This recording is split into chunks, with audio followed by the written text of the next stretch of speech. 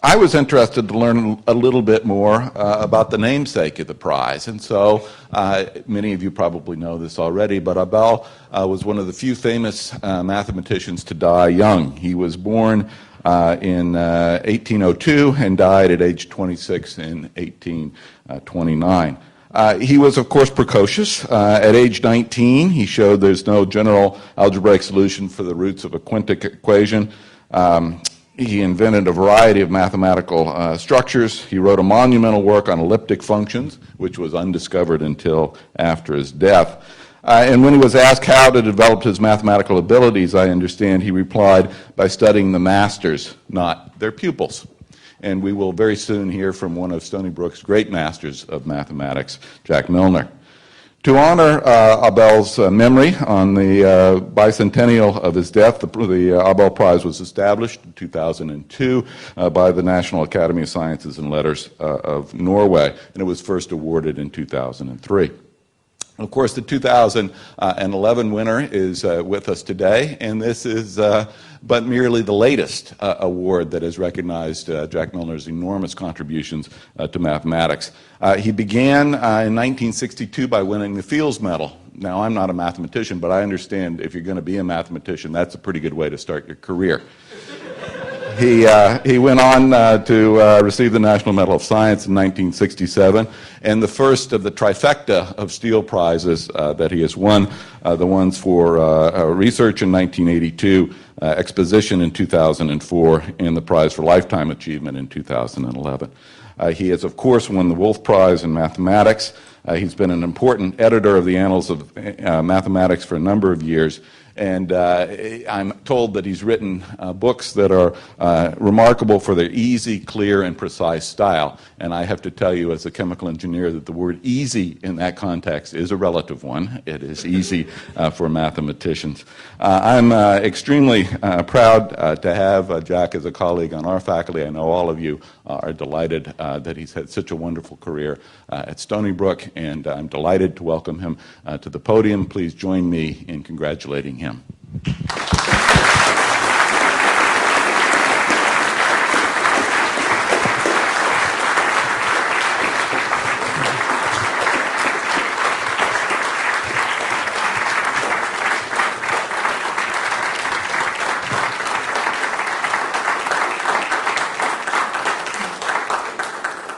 So thank you, Eric, and thank you all for turning out in this miserable weather.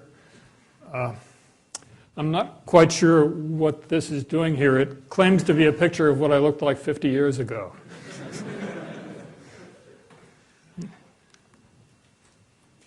So anyway, whoops, I skipped. So the topic of my talk will be spheres. That is, it'll be a kind of historic description of progress in understanding topological spheres and differentiable spheres. So let me start by saying what I mean by a sphere.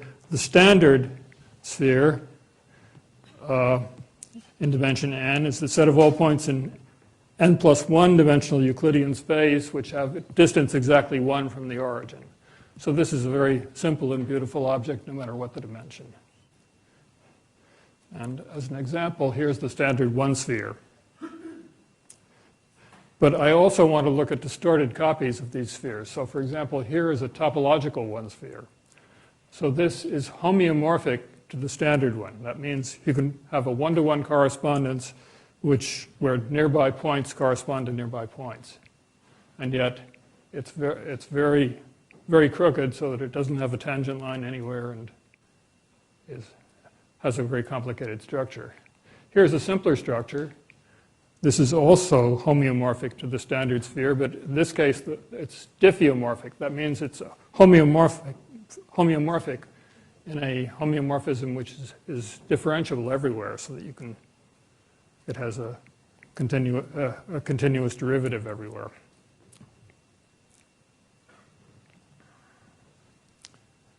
Now, of course, I'm really interested in higher dimensions. There's not much structure in a one-dimensional manifold, but it's hard to show pictures in high dimensions, so I'll compromise by showing you two-dimensional pictures. So here's a standard two-sphere.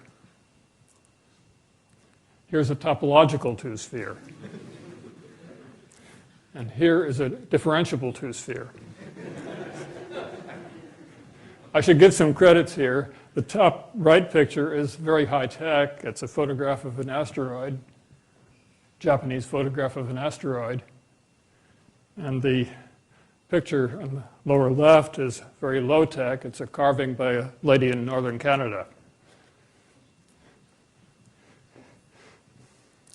So that's about as far as I can go with showing you pictures of the spheres I'm dealing with. We'll have to be satisfied with sort of schematic diagrams after this. So I want to describe a fascinating story of a really tough problem which generations and after generation of topologists sweated over and gradually made really significant progress and finally solved the problem completely. So this is Poincaré's question. I've put it in the original French because there's a question about exactly how you translate. So you can judge for yourselves, those of you who know French. So here, V is a three-dimensional manifold and a closed three-dimensional manifold. And he asked, is it possible that the fundamental group of V reduces to consists of just the identity element, and yet, in spite of that, V is not, then the word he used was simply connected, which is very confusing to us since the meaning has changed over 100 years.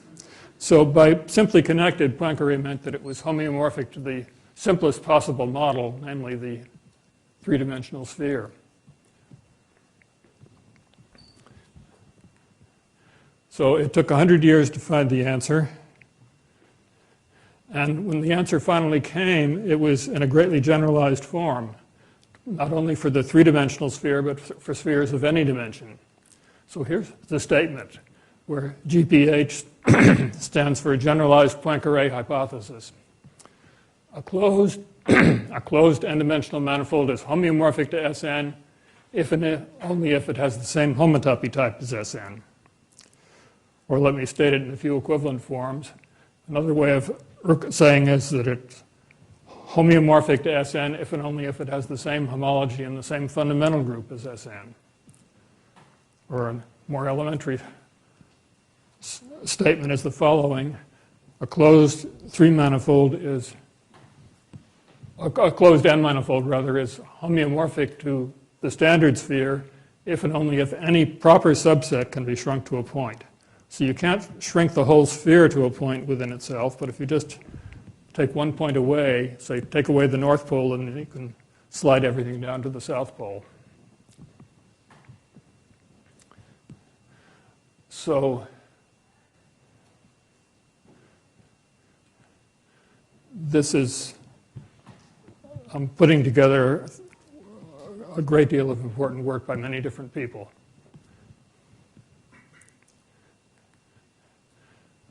So,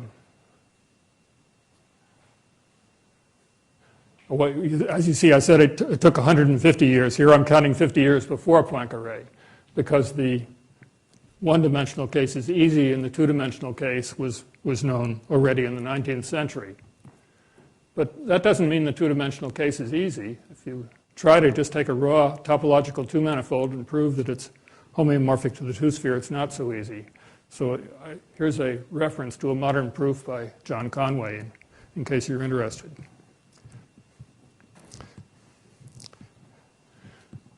So what happened over these 100 years? Well, the first 50 years are easy to describe. It took 50 years to discover how hard the problem was. There were many, many attempts by many different people, and somehow they almost made it sometimes, but there was always one last little step that didn't work. But then something strange happened after the first 50 years. People began to realize that higher dimensions were perhaps easier See, up to that time, people had assumed that if the two-dimensional case was relatively easy, the three-dimensional case was seemed to be very hard, then the four-dimensional case would be worse, and higher dimensions be worse and worse. But then it was discovered that in higher dimensions, for some reason, you have more room to play around. You can make geometric constructions and move them around without getting in the way of each other. It's rather hard to describe precisely, but in any case, the first real breakthrough came in 1961 when Steve Smale gave a proof, well, first for higher dimensional manifolds, but then he managed to push it down to dimension 5. But there is a catch here. He was proving a topological theorem. That is, he's proving that the object is homeomorphic to the standard sphere. But he needed to assume that he started with a smooth manifold, one which has a continuously turning tangent plane. This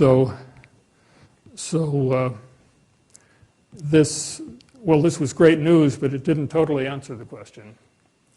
But very soon afterwards, John Stallings gave a proof by a different method, which had a weaker hypothesis.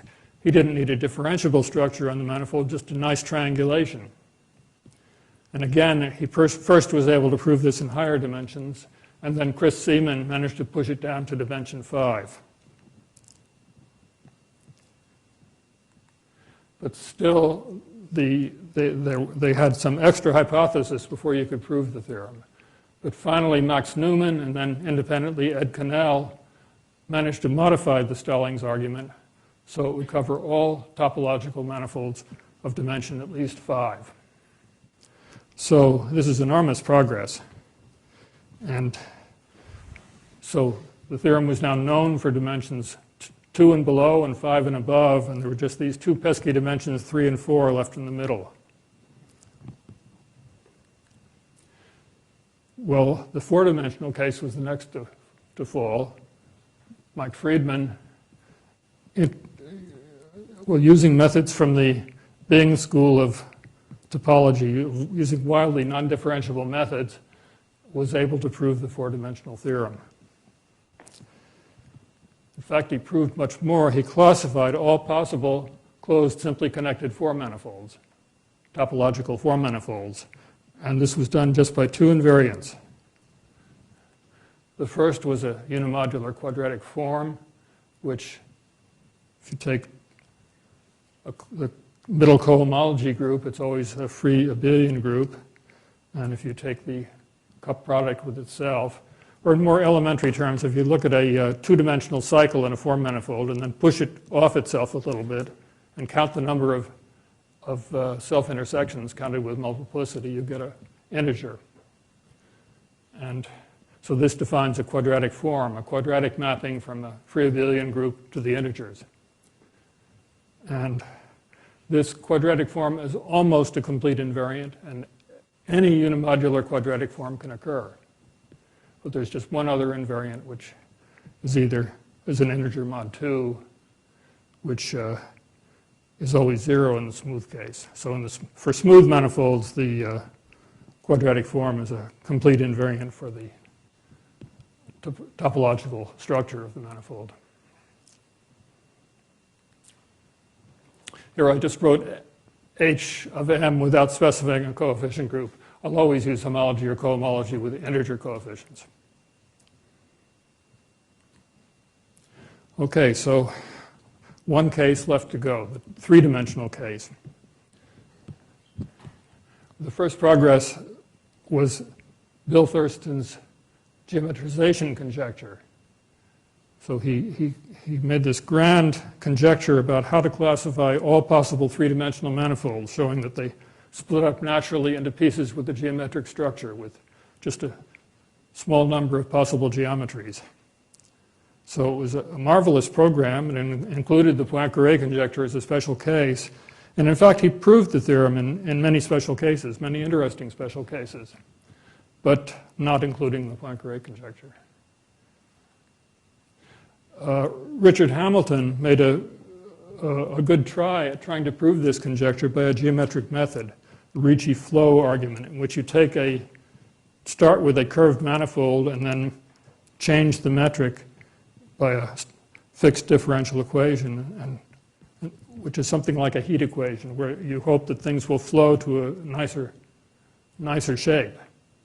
And ideally, in the case it's simply connected, that the metric should just flow nicely until it settles down to be the standard sphere. Well, this worked in some cases with suitable bounds on the curvature, but it got into horrible singularities and difficulties in general. So, as probably most of you know, it was Grisha Perelman who managed to, by a very formidable attack, overcome all of these many difficulties so he could prove the general geometrization conjecture and the three-dimensional Poincare hypothesis is a special case. So putting all of these things together, we have a proof of this generalized Poincare hypothesis in all dimensions.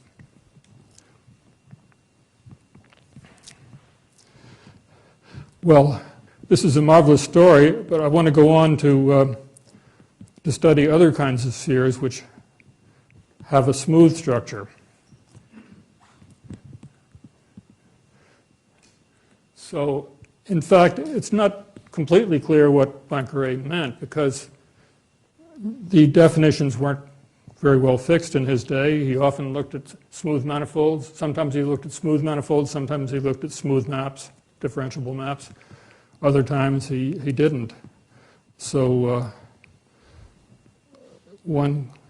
it's not totally unreasonable to translate his question differently and consider a smooth, that is a differentiable manifold, and ask whether it's diffeomorphic to the standard sphere. Well, as a first try, you might try this standard lemma, that any homeomorphism to the standard sphere can be uniformly approximated by a smooth map to the standard sphere. This is essentially the Weierstrass approximation theorem. And it looks plausible that you should be able to just tweak the proof a little bit and show that if the map is continuous in both directions, you can tweak it so that it's well-defined and smooth in both directions. And I don't think anybody actually tried to do this, but it would seem to be generally assumed that something like that should be possible. So nobody much worried about the question as far as I know. So this is the question. Can a homeomorphism between smooth manifolds always be approximated by a diffeomorphism? And the answer is no. So now I want to switch to a more personal history.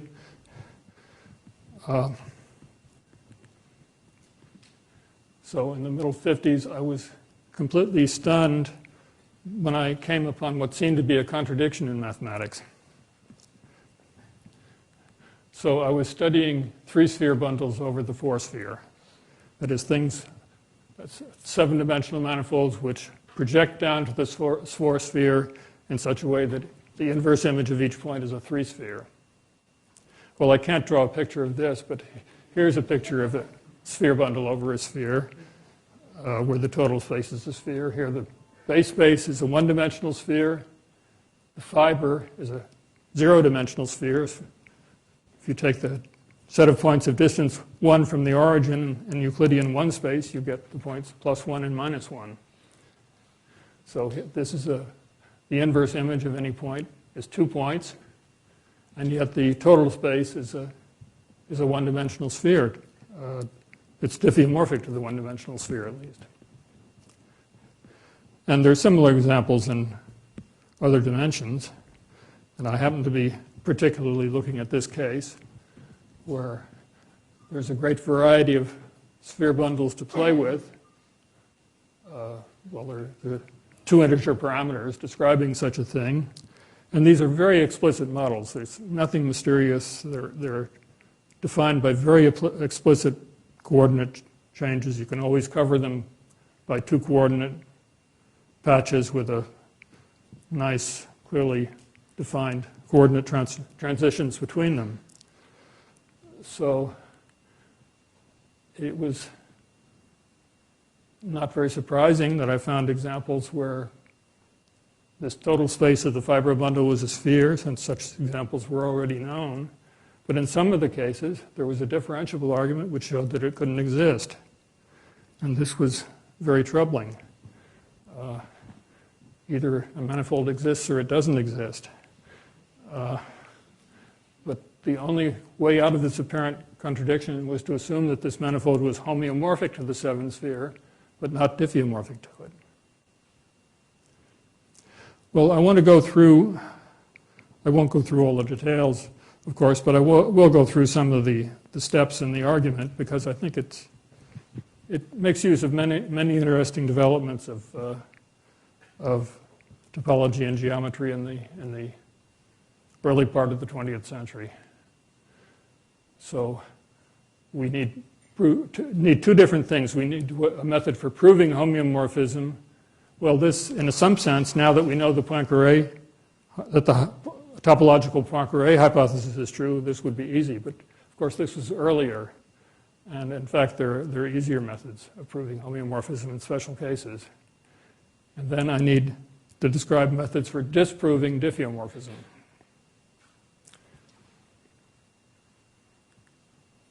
Well, proving homeomorphism, Georges Reeb had given a very simple criterion. So suppose you have a manifold, smooth closed manifold. If you can find a Morse function on it, that is a function which is smooth and with only non-degenerate critical points, and if there are only 2 critical points, then the manifold is a topological sphere. And this almost proves itself, because you look at the flow lines of the height function. Well, I'm thinking of this function as the height, the way I've described it. And you just look at the flow lines. If you take a point on the sphere and let it flow directly uphill the way the arrows are going, you get a path from the cap on the bottom to the cap on the top. And by analyzing this, you can see that we'll say everything below the top cap is diffeomorphic to the bottom cap. And if you keep on following it up, you can see that if you just remove a single point, say the North Pole, or the topmost point, then what's left is diffeomorphic to an n-dimensional Euclidean space. And then if you take an n-dimensional Euclidean space and add a point to it, you get a topological sphere. In fact, it's very tempting to think this is a proof of the thing is diffeomorphic to a sphere, but you see that these flow lines can curve around in a nasty way, so you may get a very twisted structure near the North Pole that you're trying to fill in. Well, this is a simple criterion, and for the sphere bundles I was looking at, one could just construct such a function by hand using explicit coordinates. So that was half the argument, but the other half is much more subtle. So this is we want to prove that these manifolds are not diffeomorphic to the standard sphere, but this is part of the more general question of how do you prove that any manifold is not diffeomorphic to a standard sphere. So the proof is based on an equation relating 3 different integer invariants for a closed-oriented 8 manifold. So these are sigma, P2, and P1 squared are integers, and there's a integer relation between them. And, well, I have to answer 3 questions to make sense of this. I have to describe what these invariants are, and how does one prove such a relation between them. And finally, this is for an 8 manifold. What does this have to do with a 7-dimensional manifold? So this will take a while answering these questions. Well, the signature and Pontrjagin numbers are the integer invariants I need to deal with. So the signature is relatively straightforward. It works more generally for any closed manifold, providing that it's oriented and its dimension is divisible by 4. Then we look at the middle cohomology. We can look again at the quadratic form. And now, instead of looking at it over the integers, we just think of it, take real coefficients. then we can always diagonalize it so that you have just plus ones and minus ones along the diagonal, and you just count the number of plus ones and subtract the number of minus ones, and that's defined to be the signature. It's an integer by definition.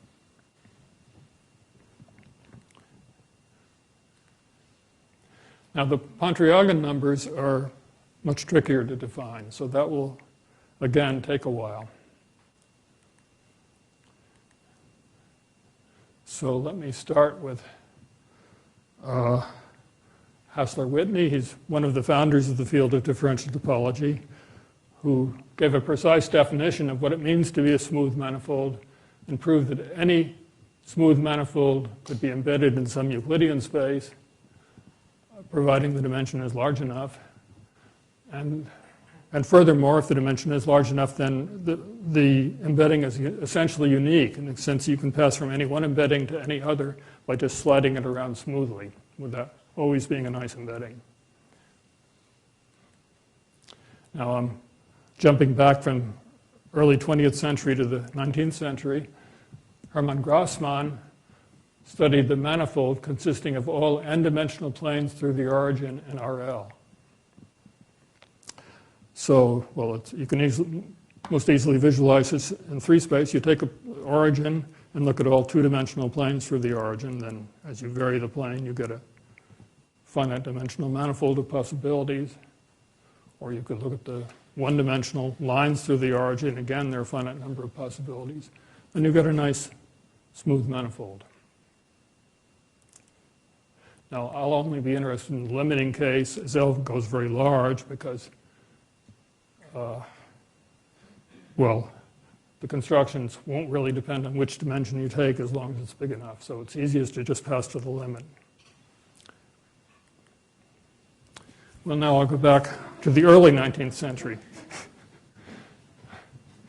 So for any smooth manifold embedded in a Euclidean space, there's a mapping which takes the manifold to this Grassmannian.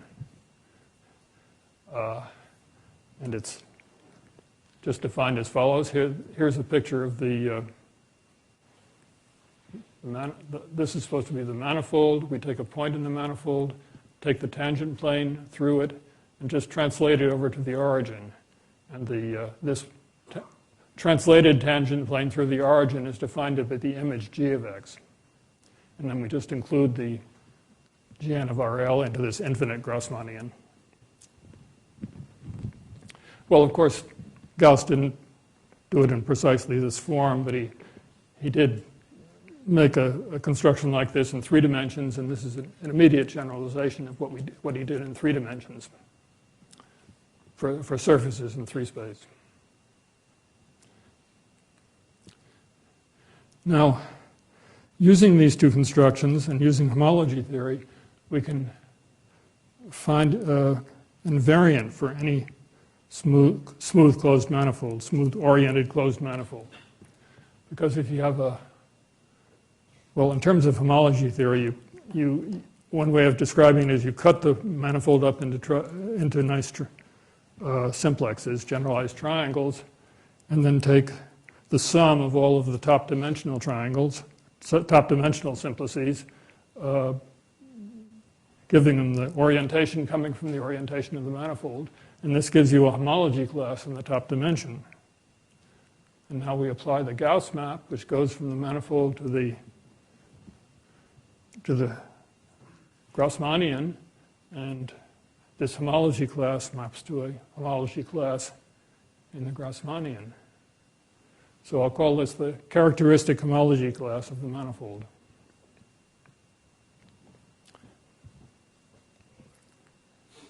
Now, Pontrjagin numbers. Pontrjagin introduced what we now call cohomology classes in the Grassmannian, and he proved that these essentially generate the cohomology ring of the Grassmannian. So it has cohomology only in dimensions divisible by 4, if we ignore torsion. Now, if we consider any sequence of numbers adding up to k, then we can take a corresponding product of cup product of Pontrjagin classes in H4K of the Grassmannian. And we can evaluate such a product on the 4K dimensional fundamental homology class of any smooth-oriented 4K dimensional manifold, and we get an integer, which is called the Pontrjagin number. Well, at this point, I've answered, or to some extent answered my first two questions. How one proves, well, I'm sorry. The first question was, what are these numbers? And the second was, no, I don't know what I did. Sorry.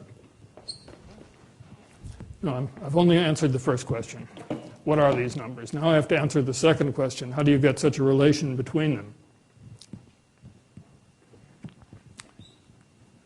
Well, this depends on cobordism theory. So René Thom, the second important founder of differential topology, made marvelous constructions which combined fascinating geometry with very powerful use of the tools of algebraic topology. So he started with this geometric definition. If you have two closed manifolds, two closed-oriented manifolds, you say they're cobordant if their disjoint union is the boundary of a compact-oriented n+1 dimensional manifold. And you have to take care that the orientations match properly. So that, for example, an n manifold across the interval is a cobordism from the manifold to itself.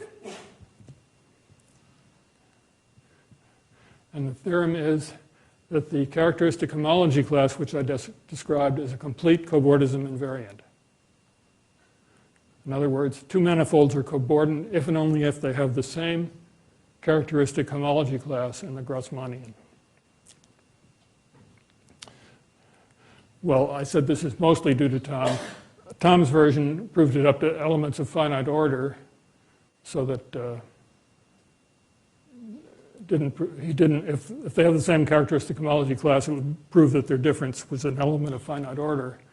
But Terry Wall sharpened this by taking care of two primary elements, and Sergei Novikov and I independently took care of elements of odd order. So I really only need Thom's version of the theorem, but I've stated the sharper version because I think it's simpler and it's a nice statement. So we can formulate it another way. Consider all cobordism classes of smooth-oriented closed-end manifolds. That forms an abelian group where the sum operation is just disjoint union. Given two manifolds, you put them next to each other and take their union. And the theorem is then, if you map the cobordism class of M to its characteristic homology class, this embeds the cobordism group as a subgroup of finite index in the homology of the Grassmannian. And the homology of Grassmannian is, well, as we know from Pontrjagin, up to elements of finite order, it only has homology in dimensions divisible by 4. So now we need to relate signature with other invariants. So here's if we take any manifold of dimension divisible by 4, then we can consider the signature, and Thom showed that it's a cobordism invariant, so that if two manifolds are cobordant, they have the same signature. So that yields a homomorphism to the integers, and it follows then easily that it followed from the earlier theorem that the Pontrjagin numbers are a complete set of cobordism invariants up to torsion, and since we're mapping to the integers, the torsion doesn't matter. So it follows that any homomorphism from the Cobordism group to the integers can be expressed as a linear combination of Pontrjagin numbers. But there's no guarantee that these coefficients will be integers. They, in general, turn out to be rational numbers.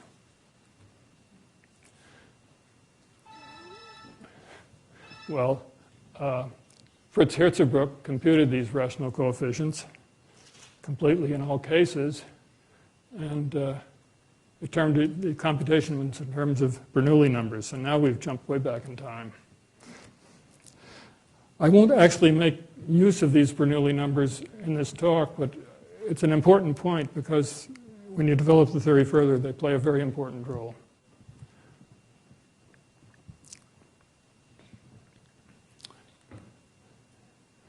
Okay, so I've described how you get a relation between signature and Pontrjagin numbers. And now what does this have to do with exotic spheres? So let me first consider a more general case. Let me suppose that we have a smooth, compact manifold with boundary. And suppose that the boundary is homeomorphic to a sphere, homeomorphic to the standard sphere. Well, if we choose a specific homeomorphism, then we can paste the standard sphere on to obtain a closed manifold.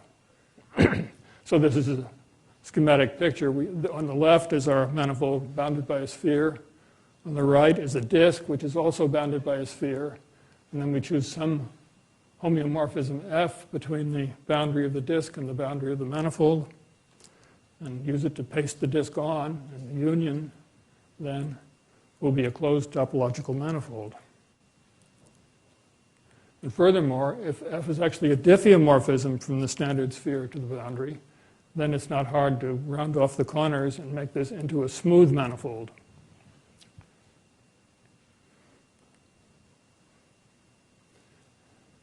So now we can describe, now let me specialize to the 8-dimensional case so I don't get lost in bookkeeping.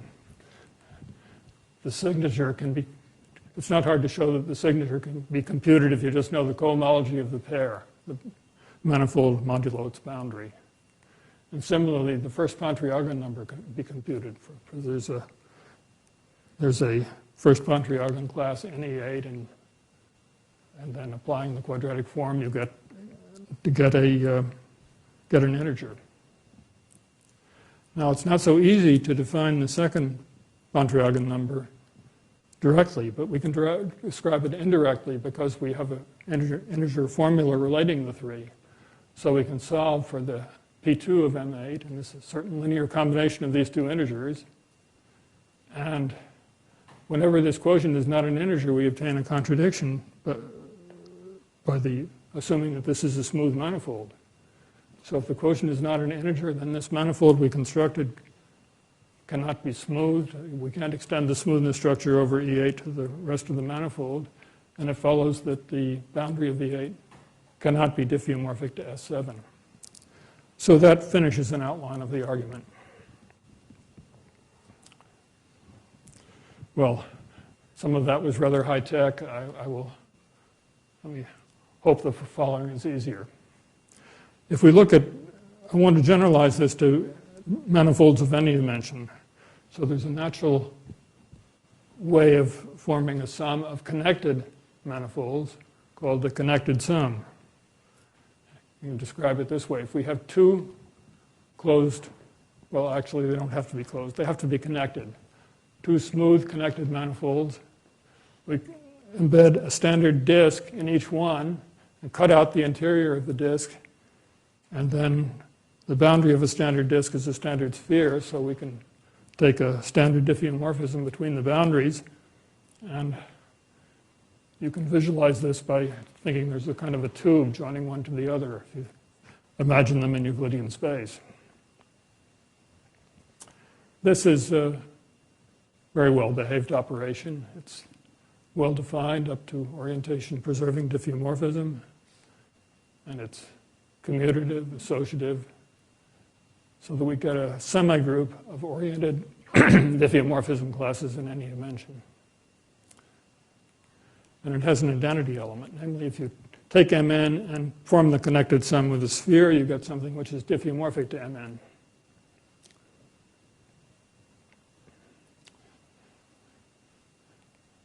Now, I want to ask, well, let me say something about the structure of this group. And we're familiar with this in dimension 2. If you have a torus and take its connected sum with another torus, then you get a surface of genus 2 and so on. So if you look at closed oriented 2 manifolds, you just get a copy of the positive integers. The genus is a complete invariant. And you might expect that something similar happens in higher dimensions. But, and it does in dimension 3. In dimension 3, you have a unique decomposition into prime manifolds. As a sum, any manifold is uniquely a sum of primes. But by the time you get to dimension 4, things get more complicated, and you no longer have such a simple structure. So one interesting question is whether a manifold can have an inverse. So given Mn, can you find an Nn so that the connected sum is diffeomorphic to the sphere? Now this is a remark which Barry Mazur made many years ago when he was a young differential topologist and before he became a respectable algebraic number theorist. So the manifold is invertible if and only if the manifold with a single point removed can be embedded in the n-sphere, smoothly embedded in the n-sphere. Or another equivalent condition is if and only if M with a single point removed is diffeomorphic to the n-dimensional Euclidean space. And from this last condition, if you take the manifold and remove a point, you get a copy of Euclidean space, then it clearly follows that it's a topological sphere, because if you take a Euclidean space and add a point at infinity, there's only one way to put a topology on it, and it's a sphere. So this will be a relatively low-tech proof. So I want to prove first that 1 implies 3. And the proof is by introducing infinite connected sums. For example, suppose I consider the connected sum of a whole string of copies of the n-sphere. I claim that this is always diffeomorphic to the Euclidean space. So here's a picture for one-dimensional spheres. You take a row of circles next to each other, join them up with little bands like this, and you get something which clearly can be stretched out. You can pull the top part up and the bottom part down and pull it out to a straight line. And now if you take this picture and rotate it around the x-axis, you get a corresponding picture in dimension 2. And again, you just pull it out, and you can pull it out to a plane. And the same argument works in any dimension, just rotating around this picture around in more dimensions. So now consider the following. Suppose, I'm assuming that M is invertible, so we can find an N, and we can form the alternating. Wait a moment. What happened here? Something got lost. Well, okay, we can form the alternating sum, and if I put parentheses in this way, then we see that what we have is just a sum of copies of the sphere, which gives us Euclidean space up to diffeomorphism. On the other hand, we can also put parentheses in the other way, and then we see that it's isomorphic to M plus a sphere. M plus a copy of Euclidean space. But it's easy to see that M plus Euclidean space is just M minus a point, because you can think of Euclidean space as the sphere minus a point. So if we take M and take the connected sum with a sphere minus a point, is taking the same as taking the connected sum of M with a sphere and then removing a point. But the sphere is an identity element under this composition, so we just get M minus a point. So we see, combining these, we have a proof that M minus a point is diffeomorphic to Rn, which is exactly the statement 3.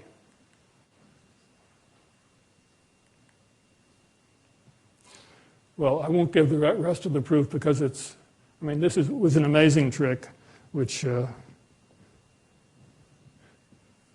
is sort of painless and yet gives you a lot.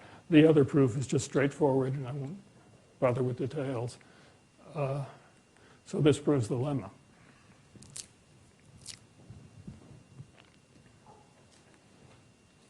Well, now let me describe work I did with Michel Kervaire in the 60s. So we have this semi-group of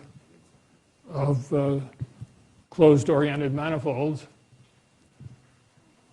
or connected-oriented manifolds. And we look at the sub-semigroup consisting of manifolds which are homeomorphic to the sphere. It's not hard to prove that that is a sub-semigroup. Connected sum of homotopy spheres is a homotopy sphere. So, for example, we now know that we knew then that the first two were 0. S1 and S2 were clearly just consisted of the identity element. There are no exotic spheres in dimension 1 or 2.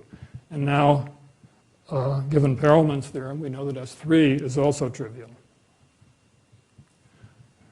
Well, what we proved is that this semigroup is a finite abelian group for n greater than 4. And the next two groups, S5 and S6, are also 0.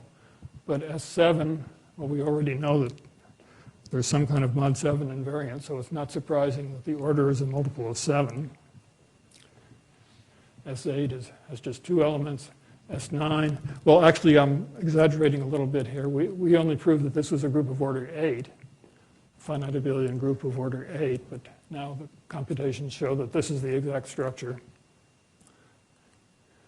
C10, S11, it suddenly gets to be very big, and S12 is trivial again. So if you think of the differentiable Poincare hypothesis, that saying that a differentiable homotopy sphere or topological sphere must actually be diffeomorphic to the standard sphere. It's true in dimensions 1, 2, 3, 5, 6, and 12, whatever that means. And we can go on. Well, let's see. I won't try to go through details of the proof, but let me just try to describe some of the necessary tools. So the proof very much involves homotopy groups, which were first introduced by Hurevich. And when Hurevich first introduced them, they were nice geometric definitions that one couldn't do anything with. They were almost impossible to compute.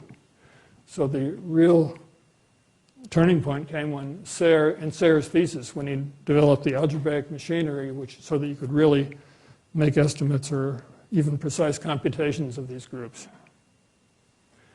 And then a miracle happened when Raoul Bott used Morse theory to study the homotopy groups of classical groups and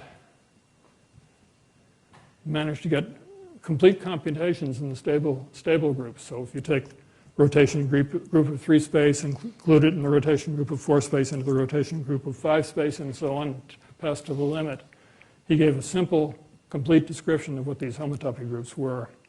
So these were 3 of the essential tools that we were using in these computations.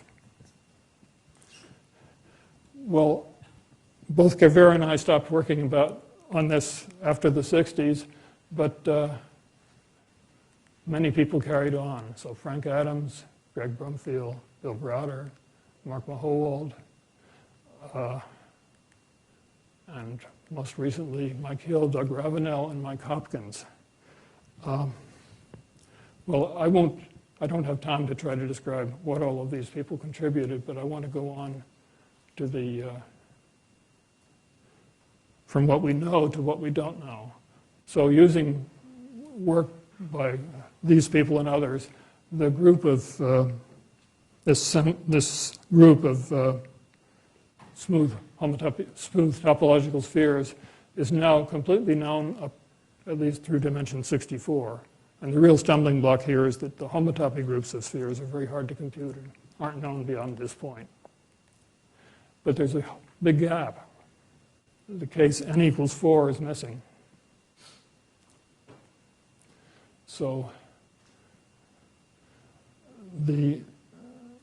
well, I've already talked about Friedman's work on topology and topological manifolds in dimension 4, but then shortly afterwards, Simon Donaldson proved a result about a smooth 4 manifolds, which was quite different. So we assumed we had a smooth, simply connected manifold with positive definite quadratic form. Then he proved that the quadratic form can be diagonalized. And if you combine this with Friedman's result, it follows that M4 is homeomorphic to a connected sum of copies of the complex projective plane. So, comparison with a wide variety of topological manifolds, we have very few smooth form manifolds. So there are many simply connected topological manifolds which cannot be given any differentiable structure. Well, this was certainly exciting news, and people started trying to compare these results, and they found that the result of comparing the two methods was really weird. So, for example, let me state a theorem of Cliff-Taubes. If you consider the four-dimensional Euclidean space, it has uncountably many different differentiable structures. So there are uncountably many ways of putting a smooth structure onto R4 so that they're pairwise non-diffeomorphic. This is completely different from anything that happens in any other dimension. For n different from 4, it was well known that any smooth manifold homeomorphic to Rn must actually be diffeomorphic to Rn. So there's only one differentiable structure in dimensions different from 4, uncountably many in dimension 4.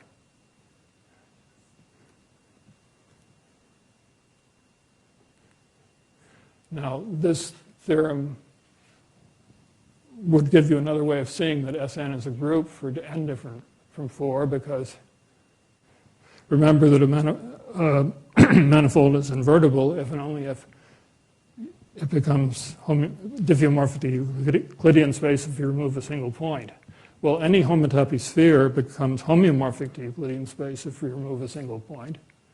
And if there's only one differentiable structure, that means that every topological sphere, every smooth manifold which is a topological sphere is actually invertible, so that the semigroup is actually a group. But this argument doesn't work in dimension 4 because if you remove a point from the topological 4 sphere, you have uncountably many possible candidates for the structure. So it's just not known. Is it trivial? Is there only one smooth structure on the 4 sphere? Or is it a finite group? Is it a group at all?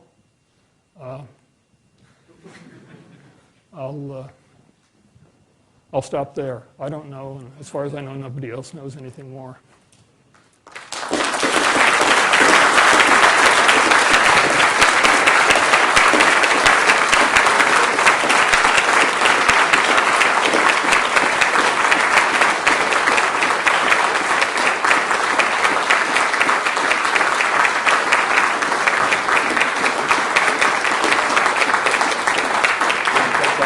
Sure.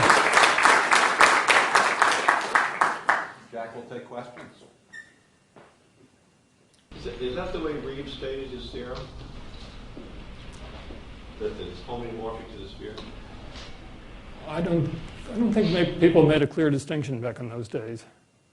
You said it's the sphere. Yeah, I'm not sure. But can you mention this four-dimensional sphere which becomes exotic artwork or another one? Is a nice way of Not that I know of. Well, you want to start with an exotic sphere sphere and remove a point and get an exotic. This one could imagine, but this situation, such as that we can imagine a standard sphere, remove one point, Yeah. and get something exotic. No. You could start with a. Well, you might start with an exotic sphere, remove the point, and get a standard space. That's possible as far as one knows. But the question is open whether there is exotic. Certainly, you can only finitely many that way, right? So there are only finitely many differentiable structures on any compact four manifold. So Why?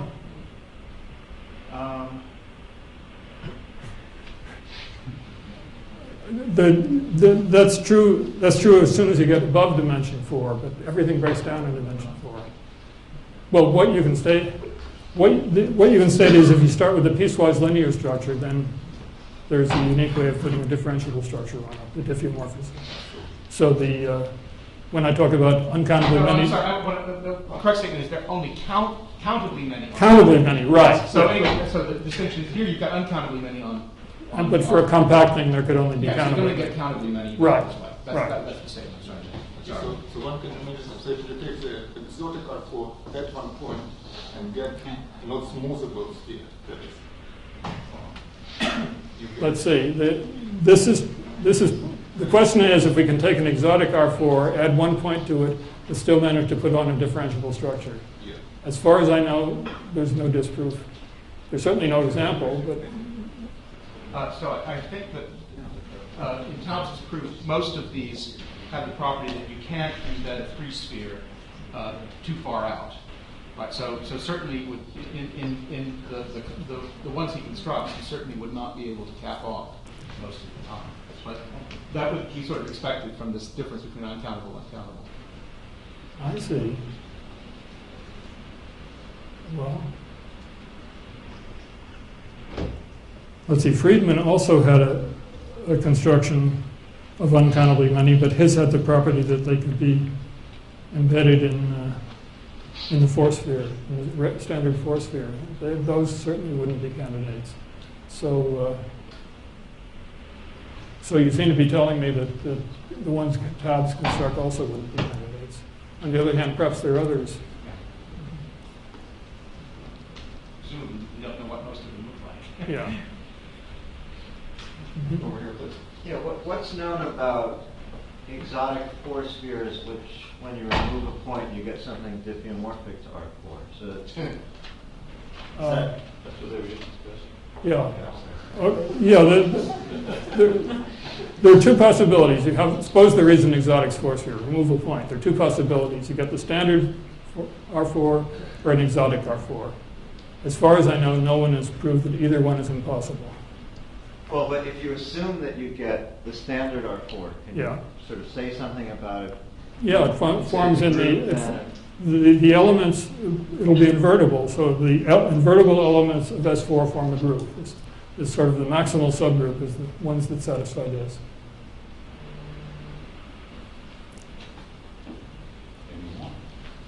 Any ideas of how this is going to get solved? Like, we knew about BT flow before, the finish or anything, but what are you doing right now for the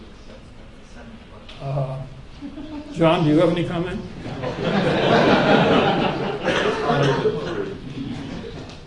Quantum theory. Well, go ahead.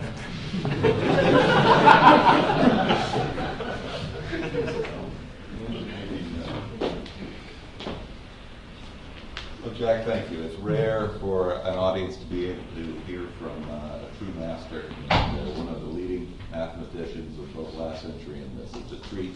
Thank you very much. Congratulations again. Thank you.